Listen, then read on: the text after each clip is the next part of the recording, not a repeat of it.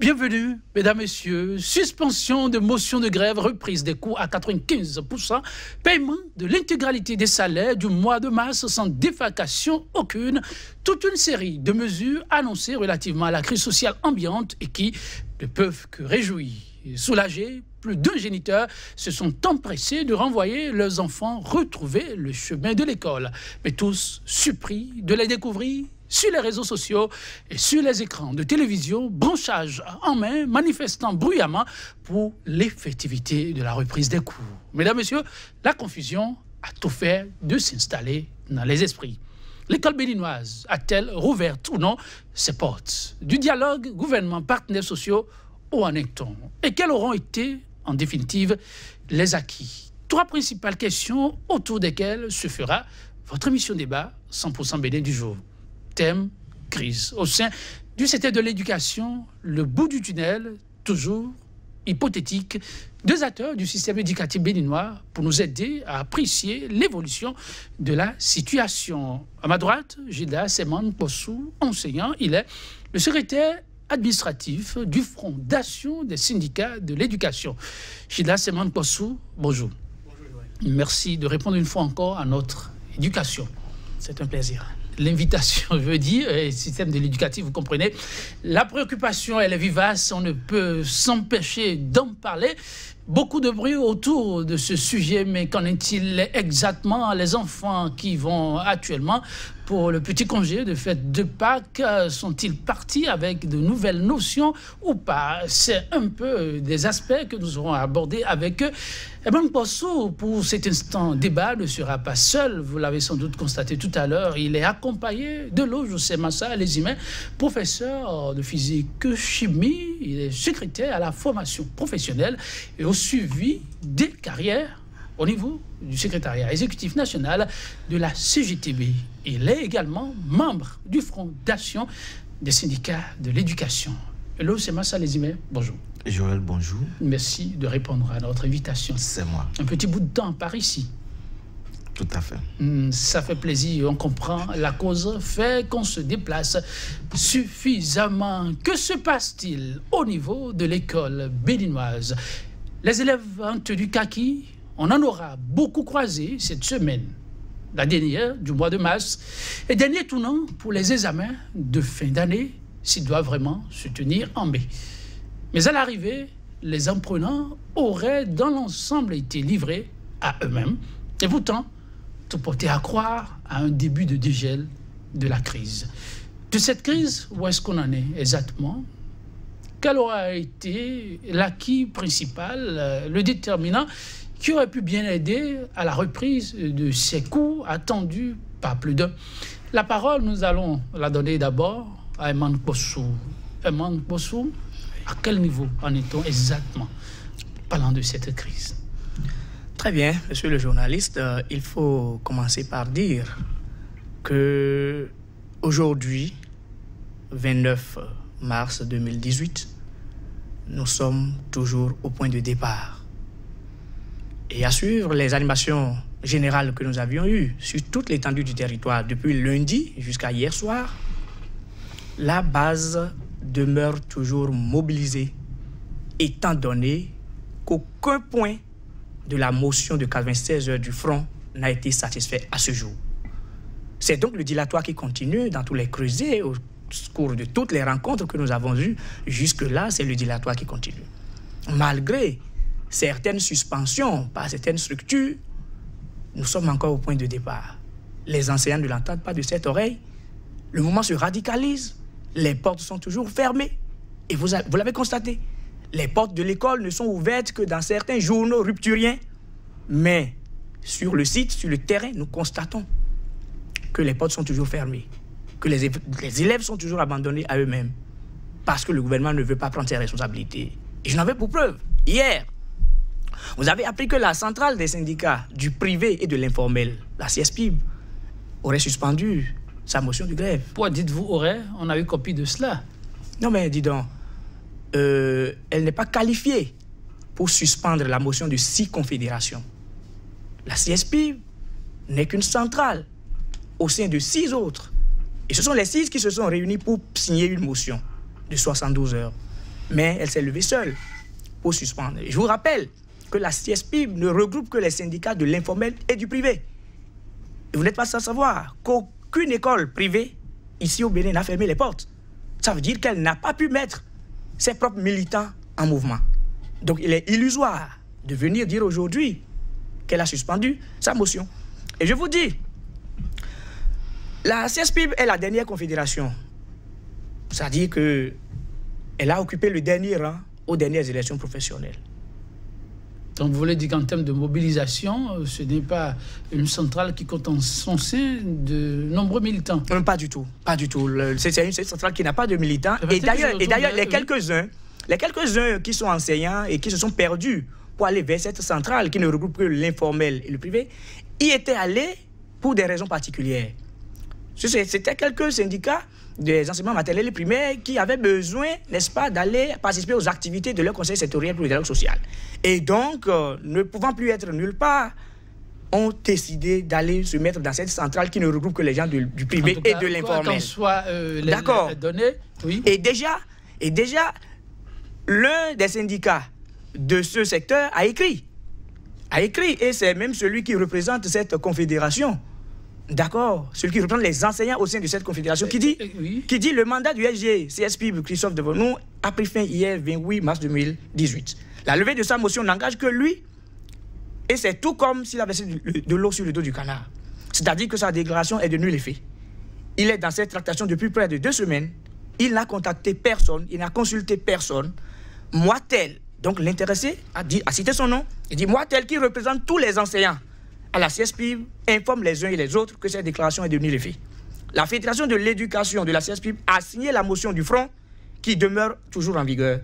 Tant pis pour les canards boiteux, la lutte continue. Mais là... Et alors qu'il vous plaise de savoir qu'entre autres motifs évoqués par cette confédération, par cette centrale, c'est que le gouvernement aurait payé intégralement le salaire du mois de mars. On y reviendra. Merci. Mais on assiste désormais comme à des guerres de crochets entre syndicats. C'est ça où c'est une confusion terrible au niveau des parents qui veulent vraiment comprendre la situation. On a entendu parler de reprise à 95% des cours. Et quand on suit votre vis-à-vis, il n'en est rien. Vous êtes encore au niveau du secrétariat exécutif national de la CGTB, donc vous avez une vue, comme on dit, holistique de la situation. Qu'est-ce qu'on peut retenir? Bon, merci Joël, mais avant de répondre à votre question, permettez-moi de saluer, de féliciter les camarades qui sont réellement engagés et déterminés pour la lutte. Bon, la question que moi je me pose, je me demande, est-ce que l'éducation est vraiment une priorité pour le gouvernement de la rupture? Parce que voilà un gouvernement qui continue et qui multiplie de provoquer les travailleurs. Un gouvernement qui fait du dilatoire, qui ne fait rien. Vous l'avez entendu? Rien. Et c'est dans les journaux que nous on entend qu'on a payé tel salaire, c'est dans les journaux qu'on apprend que tel a repris et tel n'a pas repris. Face à cette situation, vous voulez quoi? C'est ça qui fait que... Donc la reprise annoncée, c'est le fait de journaux. Oui, c'est certains journalistes que certains ont qualifiés. Non, merci pour les qualificatifs. Donc, JMP, non, permettez-moi, JMP, journaliste de la majorité présidentielle. S'il vous plaît, on veut savoir, et ce qui intéresse les parents, c'est de savoir la situation est à quel niveau réellement de la crise au niveau de l'éducation. Il vient de vous dire que... J'ai bien envie de vous entendre aussi. Il vient de vous dire que à cette date, c'est statu quo. Le gouvernement et les enseignants se regardent en chien de faïence. Il n'y a rien. Et ce qui est grave... Aucun contact avec vos apprenants? Non. Les classes, il vient de vous dire que les classes sont fermées. Et vous-même, dans l'introduction, vous avez dit qu'on a dit dans les journaux aux parents que l'école a repris vie, mais... Les gens envoyaient les enfants. Les parents envoyaient les enfants, mais subitement, on les découvre dans la rue avec des branchages à main. Mais ça peut être des montages. Non, c'est réel. Si réellement les classes ont repris, est-ce que les enfants seront dans les rues en train de réclamer, nous voulons la reprise, nous voulons nos enseignants? Donc ce ne sont pas des enfants manipulés? Rien du tout. Parce qu'on a appris aussi qu'il y en a qui ont été manipulés pour faire ces manifestations, question juste d'intoxiquer. Non, mais vous suivez la situation. Ceux qui parlent de la manipulation, c'est eux qui intoxiquent. Parce que ceux qui montrent les images de ces enfants-là, c'est eux qui informent réellement. Ils disent la réalité. C'est ce qu'on a découvert. C'est ce qu'on découvre là. Sur les réseaux sociaux avec ces enfants-là, branchés à jamais, des tests très articulés. Ce ne sont pas les enseignants qui se cachent derrière tout ça. Non, mais ça veut dire que on a des candidats au baccalauréat, des enfants en terminale A, par-ci, par-là. Mais ça, c'est de la qualité. Si les enfants écrivent bien, ça dénote que les enseignants, avant de les laisser, avaient bien travaillé. Alors, à ce jour, si vous dites que tout est au point mort, ça dit qu'avec le gouvernement, c'est totalement l'impasse et qu'il vaut mieux aller vers un intermédiaire pour espérer une issue, comme ça se susurre, ça et là. Bon, c'est vrai que quand nous regardons l'article 209-22 du 11 août 2009, instituant le médiateur de la République, dispose que le médiateur peut également, à la demande du président de la République ou du gouvernement, des membres de toute autre institution de la République, participer à toute activité de conciliation entre l'administration publique et les forces sociales et ou professionnelles.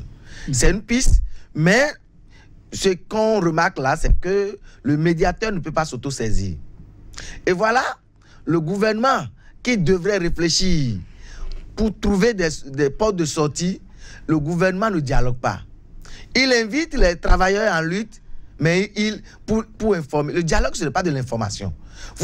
Quand on veut dialoguer, on met tout sur la table et on fait des concessions. On dit, ah, moi je suis capable de donner ceci, mais l'autre camp dit, ah non, et on trouve un juste milieu.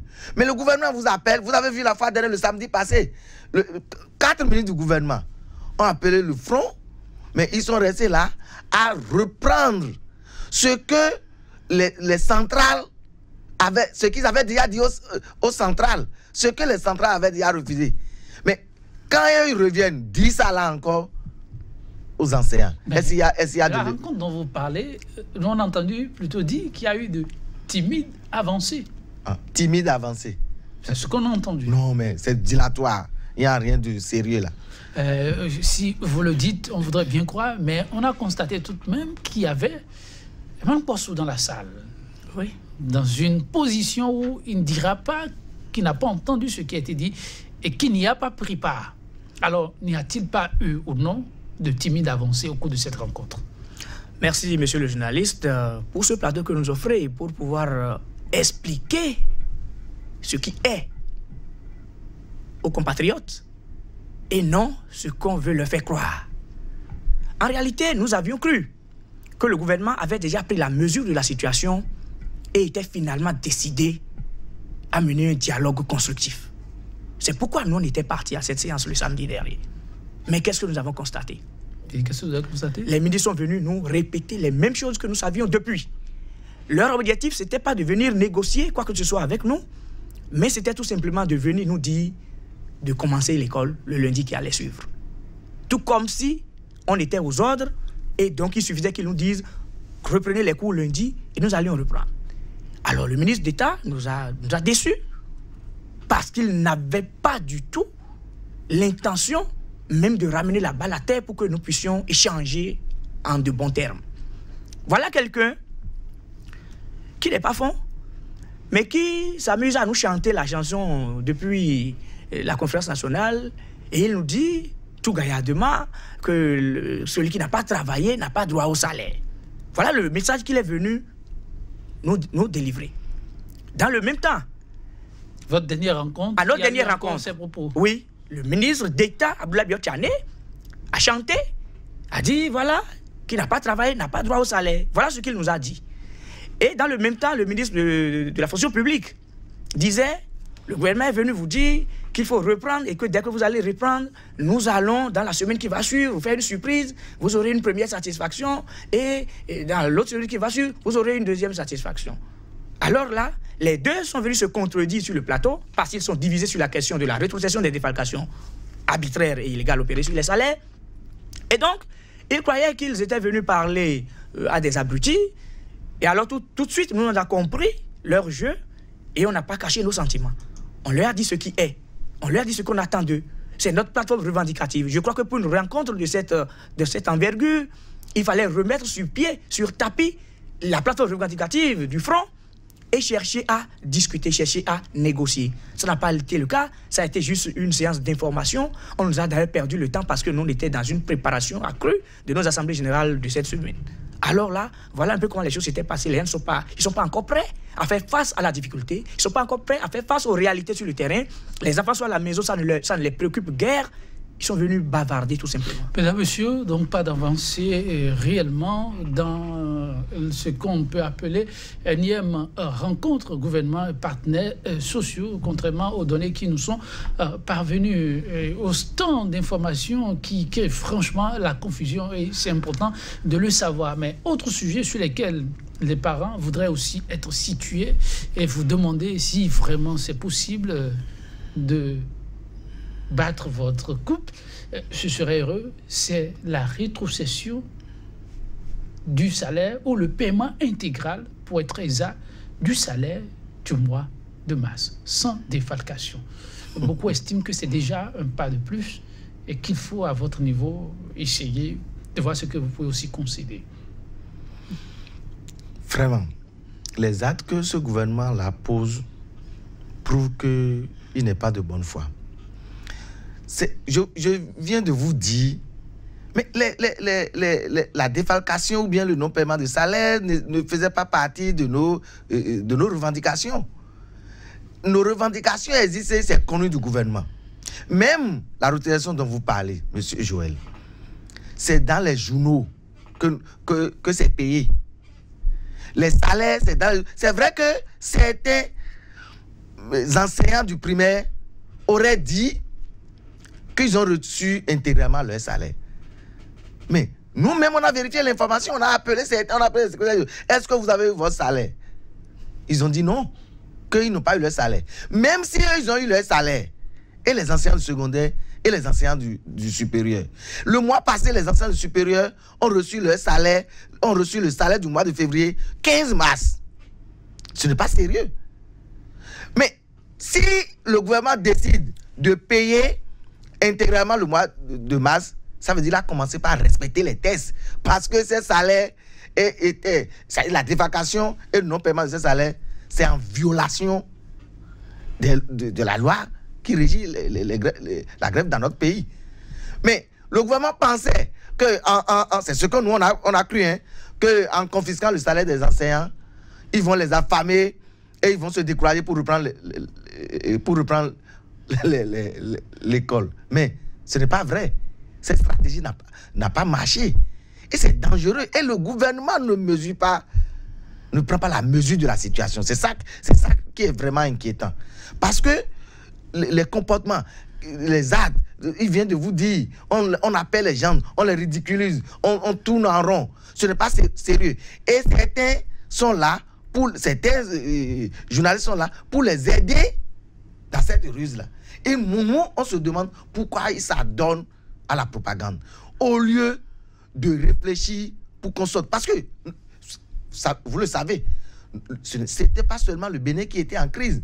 On a vu le Burkina, le Congo, Tchad, partout. Et on a vu comment là-bas, ça a été réglé. Mais ici, dilatoire, on tourne en rond. On oppose les travailleurs. Tantôt, on dit autre chose, on ne fait rien. Et vous croyez que dans ces conditions, il pourrait y avoir des gels? Je ne pense pas. Eman Possou, votre salaire du mars, avez-vous reçu ou pas? En intégralité ou à moitié? Je ne connais même pas la couleur de ce salaire-là. Jusqu'à ce que je monte sur ce plateau, je n'ai reçu aucun message. Et aucun enseignant du secondaire n'a reçu un message d'un quelconque virement de son salaire. Le salaire de mars n'est pas encore payé. Le salaire du mois de février, pour certains, c'est encore une difficulté. Les défalcations, c'est toujours là. Certains ont dit sur les réseaux sociaux qu'ils ont reçu leur salaire. Mais j'ai appelé, même étant dans ce studio, j'ai appelé des enseignants de la maternelle du primaire pour demander est-ce que vous avez reçu votre salaire? Ils ont dit non. J'en ai appelé à Abomey, à Comé, au nord. J'en ai appelé à Porte-Nouveau. Même les EG qui ont signé notre motion, j'ai dit mais est-ce que vous avez reçu votre salaire au primaire? Il paraît qu'au primaire, vous avez reçu sans défalcation. Je ne connais personne comme ça qui a reçu son salaire jusqu'à aujourd'hui. Et c'est sur cette base qu'une confédération, qu'une centrale lève sa motion en disant que les salaires ont été payés. Tout comme si cette centrale ne savait même pas les raisons pour lesquelles elle avait été mise en mouvement. Vous voyez, la plateforme est là, c'est de côté, et donc on dit, on annonce, et c'est ça qui fait mal. Qu'à chaque fois, les journaux continuent de passer de fausses informations, nous les dénonçons, nous les appelons à leur sens de responsabilité, mais toujours, c'est la même chose qui se répète. Mais où est cet enseignant qui a déjà pris son salaire ici au Bénin? Personne n'a eu encore son salaire. Les agents de la santé, les agents des autres secteurs, qui a reçu son salaire? Que se passe-t-il? Le salaire devait être payé à quelle date? À la date 20. Chaque 30 jours, ça tombait sur le 20. Le salaire devait payer le 20. On est au 29 aujourd'hui. Même s'il y avait défalcation, mais le reliquat est payé à bonne date pour les gouvernants sérieux qui ont pris part ici. Ils payent toujours, même s'ils défalquent illégalement. Ils payent d'abord à bonne date avant de restituer. Mais qu'est-ce que nous constatons? On est au 29. Il n'y a aucun communiqué formel qui nous dise, bon voilà, on a des difficultés, c'est pourquoi il y a ci, c'est pourquoi il y a ça. Le mois dernier, c'était comme ça. C'est 2 semaines après qu'ils ont sorti les salaires défalqués. De difficultés si le gouvernement estime que vous n'avez pas été, excusez l'expression, correct dans vos agissements. Vous l'avez rappelé tout à l'heure, le ministre d'État vous l'a rappelé, qui ne travaille pas, n'a pas de droit au salaire. C'est la conception du gouvernement qui reste comme l'émanation du père de famille, qui pense à l'enfant ce qui est bon pour lui. Alors, dans ce sens-là, est-ce qu'il faut voir la situation sous l'œil de difficulté du gouvernement ou plutôt un rappel au sens de responsabilité à votre endroit? Non, vous savez, ceux qui le disent savent de quoi ils parlent. Celui qui dit qu'il n'a pas travaillé, il n'a pas droit au salaire, se comporte exactement comme l'homme de la rue. Parce que un cadre de ce niveau-là, qui connaît les tests, ne peut pas se permettre de dire qu'il n'a pas travaillé, n'a pas droit au salaire. Où est-ce qu'il met l'article 25 de la loi portant exercice du droit de grève en République du Bénin? Non, mais les enseignants, leur plateforme est connue. Leur plateforme revendicative est connue. Nous sommes allés en grève pour ça. Alors là, il n'y a pas question de défalquer. Mais vous verrez, d'ici quelques temps, vous verrez. Ils seront obligés de payer parce que nous, on a raison. Nous savons que nous avons raison. Alors là, on a travaillé. On a travaillé. On ne se repose pas. On ne reste pas à la maison. On ne dort pas à la maison. On a travaillé, monsieur le journaliste, et on a droit à notre salaire. Il nous est parvenu que depuis quelques jours, le 28, plus exactement, il y a le médiateur de la République qui a entrepris de rencontrer des corps constitués, dont les confédérations centrales syndicales, les responsables, pour pouvoir essayer d'apprécier ensemble les portes de sortie de cette crise. Une rencontre de concertation qui devra durer 48 heures. Déjà, les premiers contacts, comment ça se passe et quelle pourrait être l'issue de cette nouvelle démarche? Bon, c'est une bonne idée parce qu'il est prévu au terme de la même loi portant ici du droit de grève en République du Bénin que lorsque il y a échec des négociations, nous pouvons recourir à un médiateur. Mais un médiateur désigné d'accord parti. Ça veut dire que et le gouvernement et le front devraient se mettre ensemble pour choisir un médiateur. D'accord? Mais ça n'a pas été le cas. Nous avons appris, comme tout le monde, sur les réseaux sociaux, qu'il y a une rencontre. Et effectivement, cette rencontre serait en train de se tenir aujourd'hui. Mais le front n'est pas associé.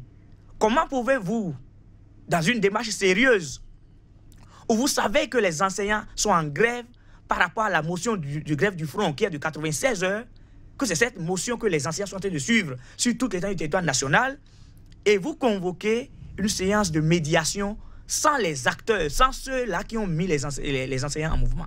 Le front n'est pas associé à cette rencontre-là. Le bureau du front n'est pas informé. Je n'ai reçu aucun appel. Étant la mémoire de cette organisation, je n'ai reçu aucun appel. Je n'ai reçu aucune information. Nous n'avons eu aucun courrier nous invitant à cette médiation. Vos SG sur les lieux, comme vous aimez les appeler, vos capitaines, pourraient revenir vers vous avec les données qui auraient été issues de cette rencontre. Et ça peut être utile, non?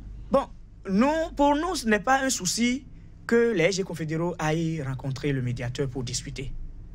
Pourvu que ces secrétaires généraux aillent avec notre plateforme revendicative et nous ramènent des choses sérieuses par rapport à ce que nous réclamons. Si tel n'est pas le cas, ça aura été une rencontre de plus.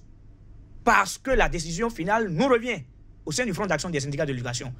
Et c'est ce que les militants nous ont rappelé sur le terrain la fois passée. Qu'ils sont en mouvement par rapport à la motion de grève du Front et que c'est nous qu'ils sont en train de regarder. C'est le front que les enseignants regardent. C'est nous qui donnons le top. Et c'est nous qui arrêtons. Donc voilà ce que j'ai à vous dire sur ce plan-là. Oui, vous voulez ajouter? Bien que je sois membre du front, Oui. il faut dire que nous n'allons pas faire la guerre entre le front et les autres. Encore que tous les syndicats membres du front sont affiliés au central. Il faut noter que, effectivement, moi, mon EG, le EG Bachabi, m'a informé effectivement que le médiateur les a appelés. Et c'est une bonne chose. Mais ce que nous disons, les centrales, elles sont aussi en grève. Les centrales nous ont invités et elles sont en grève. Donc, les centrales aillent négocier ou bien on invite le front, pour nous, c'est la même chose. Pourvu que le serpent soit tué. Même la centrale qui a suspendu sa motion, moi, je n'ai rien contre, mais seulement j'ai été surpris par rapport aux motivations. On peut suspendre une motion à cause du silence du gouvernement, ou bien on peut suspendre une motion comme quelqu'un l'a notifié aussi. Il a dit que lui suspend une motion à cause de ses convenances personnelles. C'est ça qui est étonnant. Sinon, c'est normal que ce soit les secrétaires généraux qui négocient, parce que si ça fonctionne correctement, ils connaissent ce que revendiquent les enseignants qui sont au front. Ils ne peuvent pas normalement négocier quelque chose qui serait malvenu pour les enseignants qui sont au front. La preuve, dans les textes sont prévus que les rencontres gouvernement central, que ce soit les secrétaires généraux, membres du front, c'est-à-dire les centrales qui participent à ces rencontres-là. Et on pourrait aussi inviter, comme ils l'ont dit la fois dernière, les concernés pour les écouter. C'était dans quelle logique? Parce que les négociations au niveau sectoriel, des fois, comme les conseillers ne sont pas présents, les ministres, bon, excusez-moi, mentent. Ils ne disent pas la vérité. C'est à cause de ça que les secrétaires généraux ont souhaité qu'on pourrait inviter le front ou bien les autres Ils prennent pas. à prendre part à cette rencontre-là pour négocier. Donc, je rassure mon camarade Possou que nous n'allons pas violenter le secrétaire général ici. En tout cas, rencontre avec le médiateur de la République, mais appel aussi de l'ex-médiateur de la République, Albert Thévoret, mais aussi la disponibilité de l'ex-chef d'État, Nicéphore Dieudonné Soglo. Finalement, assez de main tendue pour que le Bénin puisse tourner cette page d'une crise qui, manifestement, n'a fait que trop durer, Emmanuel Possou. Oui. Assez de personnes à vos chevets. Oui, nous serions beaucoup plus heureux si ceux qui nous dirigent aujourd'hui avaient le sens d'écoute. Vous ne croyez pas? Écouter. Non, pour moi, vraiment, bon, nous allons voir ce que ça va donner au bout du rouleau. Parce que, vous savez, les gens n'écoutent pas, Sinon, on n'en serait pas venu là. On n'en serait pas venu même à cette situation de près qui sort de l'entendement aujourd'hui. Vous n'êtes pas sans savoir que tout récemment, le ministre de l'économie et des finances a lancé un mandat où on a besoin de racheter la dette intérieure bancaire de l'État auprès d'une banque extérieure, d'accord? Et on va payer ça pendant 10 ans. Cela veut dire que le gouvernement qui est là maintenant va partir, celui qui vient va faire ses 5 ans et partir, et le président qui va venir là-bas va continuer de payer les dettes. Et ça a quel lien avec vous, votre situation? Ça a des liens, parce que nous ne savons pas ce que les gens font avec l'argent du pays pour qu'on en arrive à cette étape-là.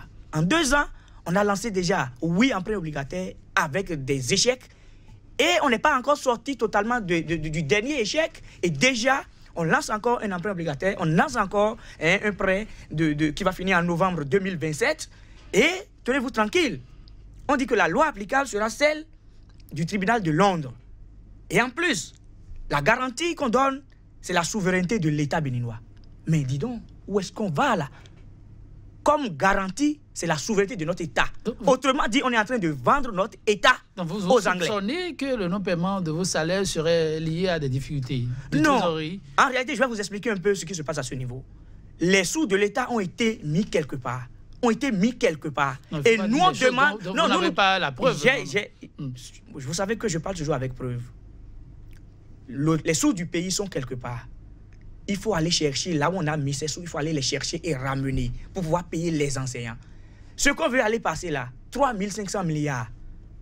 3 500 milliards. Mais dis donc. Mais dis donc. Ça, c'est une autre brèche. Et vous savez, il y a un député qui a posé des questions orales au gouvernement par rapport à la question. Oui, il y a un député. On en a même débattu sur ce plateau. Merci pour l'ouverture. Mais je dis, à vos chevets désormais, quand il y a toutes ces personnalités, en principe, on devrait là s'attendre à une issue heureuse dans les tout prochains jours. C'est la toute première fois qu'on a Albert Tévoret qui donne de la voix dans une situation comme celle-là. On l'a vu déjà jouer à la médiation dans bien d'autres sujets où le dénouement n'était pas évident, mais l'homme n'y est pas venu. Donc, on peut là s'assurer qu'il y aura de part et d'autre l'écoute qui aurait manqué, comme le dit votre vis-à-vis. Vous estimez qu'il n'y a pas d'écoute de la part du gouvernement. Le gouvernement estime aussi qu'il n'y a pas d'écoute de votre part. Là, on est tombé sur la personne indiquée pour aider à ramener la calmie dans la maison éducation, n'est-ce pas? Bon, les personnalités dont vous parlez, elles étaient là dans le pays et elles suivaient. Vous voyez que ça contredit ceux qui disent que tout marche bien, que les coups ont repris, tout marche bien. Si ceux-là sont rentrés dans la danse, c'est dit que la situation est grave. C'est la lecture qu'il faut en faire. Oui, la situation est grave. Et ces personnalités, elles n'ont pas la solution. Les personnalités qui entrent dans la danse actuellement n'ont pas la solution. Elles n'ont pas la solution. C'est-à-dire, elles peuvent nous amener à dire ce que nous voulons réellement. Mais si même elle arrive à proposer ça au gouvernement, même le médiateur dont on parle, le médiateur, ce n'est pas une gendarmerie, le médiateur ne peut pas condamner le gouvernement. Le médiateur il ne peut que proposer des pistes de sortie. Mais face à un gouvernement qui pense que c'est ce que lui dit qui doit passer, ça dit, si moi je dis, personne ne parle, vous voyez que... Vous ne prêtez pas d'intention au gouvernement? Le gouvernement n'a jamais dit quelque part. Non, c'est ce que nous constatons. Quand il agit, quand il prend une décision, c'est celle-là. Non, c'est ce que nous constatons. Un gouvernement qui donne l'impression que moi je ne recrute devant rien, mais c'est dangereux. On va où là? Parce que si vous prenez des décisions et vous constatez que ça n'avantage pas le pays, il faut se raviser. Ce n'est pas une faiblesse, c'est une force. Parce que vous avez compris très tôt que, ah non, ce que nous sommes en train de penser là, ça ne va pas marcher. Et personne ne va dire que, voilà, ils sont faibles. Non, ils ont pris la mesure des choses. Il faut que le gouvernement prenne la mesure des choses pour bien réfléchir, traiter correctement les revendications des enseignants et trouver quelques pistes de sortie et l'école va reprendre vie. Actuellement, les enfants sont en train de s'apprêter pour fêter la Pâque. En principe, ce devrait être avec le bulletin pour les évaluations passées. Mais cette fois-ci, c'est sans bulletin, puisqu'il n'y a pas eu de travail au niveau de l'enseignement public, il faut le préciser. Les enfants vont reprendre les cours, normalement, le mardi. Normalement, si tout se fait très bien. Et la médiation suit son cours, on aura les conclusions d'ici lundi. Je crois que c'est la dernière, oui. C'est la dernière semaine en réalité pour pouvoir sauver quelque chose. Parce que le médiateur qui est choisi là n'a pas été choisi de commun accord. Vous craignez? Mais dis donc, les textes sont clairs. Les textes qui régissent la grève au Bénin sont clairs. Le médiateur est choisi d'accord parti. Ça n'a pas été le cas. On peut lui concéder le fait qu'il sente qu'il y a quelque part malaise et qu'il s'auto-saisit de la situation pour essayer de rectifier le tir. Dans le décret qui le régit, il ne peut même pas s'auto-saisir de cette situation-là. C'est soit le président, soit le gouvernement. D'accord. Mais là n'est pas la question. Vous devez savoir que jusqu'à ce jour, 29 mars, c'est-à-dire fin mars, le premier semestre n'est même pas encore terminé. Le deuxième devoir le calendrier scolaire. Le deuxième devoir du premier semestre n'est même pas encore fait. Vous comprenez ce que je veux dire? Le premier semestre n'est pas terminé, les enfants n'ont pas même le bulletin du premier semestre. Or, nous sommes déjà en plein dans le second semestre. Ça veut dire que tout est au ralenti. Donc, cette semaine devrait servir vraiment à se dire la vérité, à ramener la balle à terre, à finalement écouter, afin d'entendre certaines propositions concrètes qui puissent nous aider à sortir de la situation. Parce que là où nous sommes là, on est pratiquement au mois d'avril. Et le seul lundi qui serait ouvrable avant les congés, c'est le lundi 9 avril. Ça veut dire qu'il n'y a pas à court la semaine prochaine, puisque notre motion n'est pas encore levée. Le seul lundi, le seul jour du mois d'avril où nous irons à l'école, c'est le lundi 9. Après ce lundi 9, nous entrons en congé. Et quand on va en congé, on revient fin avril. Donc on serait déjà en mai. Vous voyez un peu le danger là. Vous voyez un peu le danger. Donc, je prie seulement que le gouvernement prenne la mesure de la situation, que le chef de l'État prenne ses responsabilités et que le gouvernement cesse de mentir au chef de l'État, qu'il cesse de se mentir, qu'ils prennent leurs responsabilités en main. Il ne faut pas qu'ils me disent qu'ils sont en train de démissionner là. Parce qu'effectivement, quand les choses vous dépassent, vous démissionnez. Alors là, il ne faut pas qu'ils me disent facilement comme ça qu'ils sont en train de démissionner. Il faut qu'ils fassent face à la difficulté. Qu'on s'asseye et qu'on leur dise ce qu'il y a à faire. On le leur a dit, par plusieurs moyens déjà. Ils ne veulent pas écouter. Mais finalement, là, qu'ils nous appellent, qu'ils appellent le front. Et qu'au lieu de venir nous faire une séance d'information, que ce soit une discussion sur les points réels de notre plateforme revendicative. Et là, nous pourrions peut-être sauver encore quelque chose. Je dis peut-être sauver encore quelque chose. Les jours sont désormais comptés pour que les enfants qui espèrent bien pouvoir prendre part aux examens et ceux qui voudraient bien finir en beauté la rentrée puissent y arriver, que les parents qui ont investi pour la scolarisation de leurs enfants ne disent pas que cela a été une année de perdu. Tout à fait. Et vraiment, ce qui se passe là, ça a des conséquences graves. Si on arrive à trouver des portes de sortie cette semaine, excusez-moi, les enseignants pourront utiliser les congés de Pâques pour au moins rattraper quelque chose. Et là encore, regardez, les enfants, les candidats qui vont à l'examen sont psychologiquement perturbés. Même ceux qui sont dans les privés. Et c'est ça qui nous dérange. Face à tout ça là, le gouvernement, mais on a l'impression que c'est-à-dire l'école, l'éducation, ce n'est pas son problème. Eux, ils sont venus là pour autre chose. C'est une impression. Sinon, regardez, les enfants qui quittent la maison, où on annonce par-ci par-là que l'école a ouvert ses portes. Les enfants quittent la maison, ils vont là-bas, les portes sont fermées, ils sont dans la rue. Ce que nous vivons aujourd'hui, où on dit les enfants sont spécialisés en gaïmaré qu'on sort, ils ont appris ça quelque part. Mais s'il n'y a pas l'école, l'enfant n'est pas à l'école, il n'est pas à la maison, il est dans la rue, il serait dans l'école de la rue. Et c'est la rue qui serait en train de le former. Il faut que le gouvernement du président Talon pense à ça parce que ces conséquences ne vont épargner personne. Si les enfants deviennent Kennesiman ou bien Gaiman, ce n'est pas que les enseignants qui vont escroquer. Ils vont escroquer toute la nation. Et c'est un danger public. Parce que si vous ne prenez pas vos responsabilités pour bien gérer les affaires de l'école, les conséquences pour une nation, c'est très grave. Et regardez, comme il a dit tout à l'heure, nous sommes déjà en avril. Bientôt le mois de mai.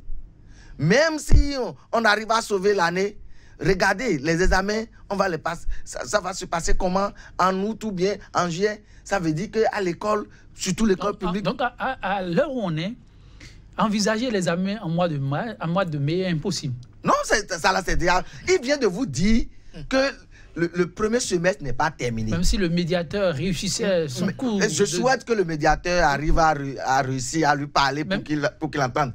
Même là, évident. On va sauver la face. Et là, moi, ça dit les enfants qui sont dans cette situation-là, vraiment, c'est préoccupant. Parce que, regardez, il vous a dit, nous sommes en avril. Si on arrive à sauver l'année, ça veut dire les examens ne pourront plus se passer. Les examens ne pourront plus se passer en juin. Ça doit être en juillet ou bien en août. Et on va surcharger les apprenants. Et vous voyez, ça aura aussi des conséquences sur les résultats. Et c'est déplorable. Il faut que le gouvernement fasse rapidement quelque chose pour que ce qui reste à sauver soit sauvé pour le bonheur de nous tous. En tout cas, l'appel, on le fait plutôt à l'endroit du gouvernement. Et vous, en tant que travailleur en mouvement de débrayage, qu'est-ce que vous pourriez encore concéder pour donner cette chance aux enfants de retrouver la joie d'apprendre? Merci. Ce que nous pouvons concéder actuellement, c'est que le gouvernement prenne l'engagement de restituer les défalcations du mois de février au cours du mois d'avril, puisqu'on est déjà à fin mars, donc qu'il paye intégralement le salaire de mars, qu'il promette, qu'il prenne l'engagement, j'allais dire, de rétrocéder les défalcations du mois de février en avril. Ça, c'est une condition sine qua non pour tout DGL. Et que maintenant, par rapport à notre plateforme revendicative, qu'il arrive à satisfaire l'essentiel. L'essentiel... Il faut forcément satisfaire l'essentiel. Mais c'est obligatoire, mais c'est pour ça que nous sommes allés en grève. Il faut satisfaire l'essentiel. Il faut commencer d'abord par signer les arrêtés, avant qu'on ne voit avec lui comment les appliquer. D'accord, c'est-à-dire les échéanciers, les modalités de paiement. Ça, sur ça, nous pouvons négocier. Mais absolument, les arrêtés doivent être signés. Parce que c'est sur la base de ces arrêtés que nous pourrons aller voir nos mandats pour un DGL. Sinon, je ne vois pas ce secrétaire général qui puisse aller sur le terrain et dire qu'il faut lever la motion. Voilà ce que je Le système éducatif et les rêves et aussi ambitions de l'équipe actuelle, comment appréciez-vous la jonction? C'est-à-dire, si on ne sait pas faire, ça serait l'éternel recommencement. Si nous sortons de cette crise-là, sans qu'il y ait réellement quelque chose, ça veut dire que l'année prochaine, encore, on va encore... Parce que les situations sont là. C'est pourquoi moi, je demande au président de réfléchir effectivement, de négocier réellement ce qui pourrait faire de façon sincère et non avec la ruse, pour que les enseignants sachent que, ils auront telle chose. Et l'autre chose, ce qui fait que le mouvement s'est radicalisé, c'est quoi? Les problèmes d'ordre catégoriel que les enseignants traînent. Parce que nous ne sommes pas allés seulement en grève à cause des statuts, à cause des statuts. Il y a beaucoup de problèmes. On n'a même pas d'intégration. Le gouvernement, ça veut dire qu'à cause de ça, même si on signe les arrêtés, l'année prochaine, l'école serait encore perturbée. Les humains, votre mot de la fin pour ce plateau. Bon, mon mot, c'est que, comme je disais depuis le début de l'émission, il faut que ce qui se passe avec le médiateur, que le président écoute et regarde réellement les enfants et l'école pour dire que c'est réellement l'éducation qui est réellement la priorité de ce pays. Oui. Eman Possou. Oui. Non, j'aurais pu vous dire que par rapport à ce prêt de 3 500 milliards dont on a parlé et qui a pour motif, la relance de son économie, de l'économie du pays, on aurait pu dire peut-être pour la relance du système éducatif, pour la performance du système éducatif béninois. Parce qu'il n'y a pas modernisation de l'économie sans l'éducation. Qui sont ceux-là qui vont développer l'économie s'ils n'ont pas une bonne formation, s'ils ne sont pas éduqués? Ils seront dans la rue. Alors tout simplement, l'heure n'est plus au bavardage. L'heure n'est plus au simulacre de négociation. L'heure n'est plus au théâtre. Il faut aller droit au but. Il faut enfin mettre sur la table la plateforme revendicative de front et voir avec les acteurs qui sont en mouvement ce qui est faisable rapidement pour pouvoir sauver l'année. Merci Eman Possou, merci à vous les humains, mesdames, messieurs, merci. Vous l'avez compris, rétrocession d'intégralité du salaire, reprise des coûts à 95% pour l'heure, rien de tel sur le terrain. L'espoir est toutefois permis, la médiation est en cours. On espère des oreilles attentives de part et d'autre, de vraies négociations avec des engagements réels afin que l'école béninoise renaisse de ses centres. Je prends congé de vous pour l'émission du jour et ce sera sur cette citation de la romancière québécoise Mylène Gilbert Dumas. Je cite: « L'homme vit pour le meilleur et pour le pire. » Mais prenons un instant conscience qu'il n'y a que 3 façons de modifier la trajectoire de notre vie: la crise, la chance et le choix. À chacun de savoir manipuler chacun de ses as. À très vite. Merci pour l'attention.